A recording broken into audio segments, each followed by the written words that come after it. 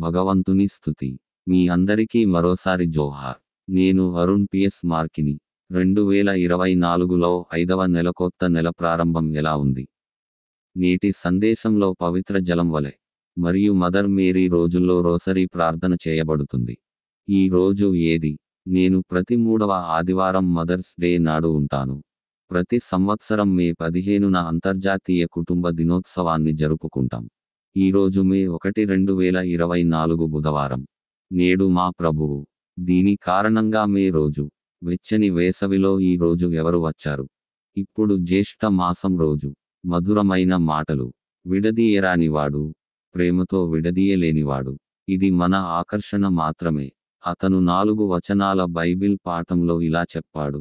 Bible మొదటి వచనంలో ఇలా చెప్పబడింది. ద్వితీయోపదేశకాండము అధ్యాయం తెల్లవారుజాము 4:15లో యెహోవా హోరేబులో అగ్ని మధ్యలో నుండి మీతో మాట్లాడిన రోజున మీరు ఎలాంటి రూపాన్ని చూడలేదు కాబట్టి మిమ్మల్ని మీరు జాగ్రత్తగా చూసుకోండి. రెండవ బైబిల్ పాఠంలో చెప్పబడింది. జాషువా అధ్యాయం ఉదయం 8:29 అతను సాయంత్రం వరకు హాయి రాజును చెట్టుకు ఉరితీశాడు.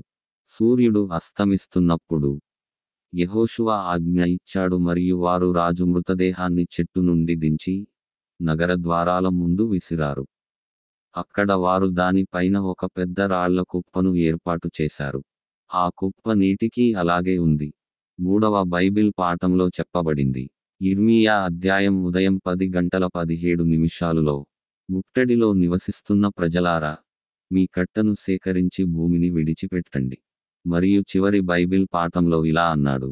మార్కు మధ్యాహ్నం 12:16 వారు ఒకదానిని యేసు దగ్గరకు తీసుకువచ్చారు.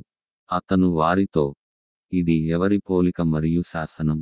వారు, సీజర్ అన్నారు. కళ్ళు మూసుకుని ప్రార్థిద్దాం. ఓ నా తండ్రి, ఓ తల్లి మేరీ, చెరగని ముద్ర వేసే లక్ష్యంపై నా ఓటు వేయడం ద్వారా శరీరంలోని నల్ల మచ్చలను తుడిచివేయగలను.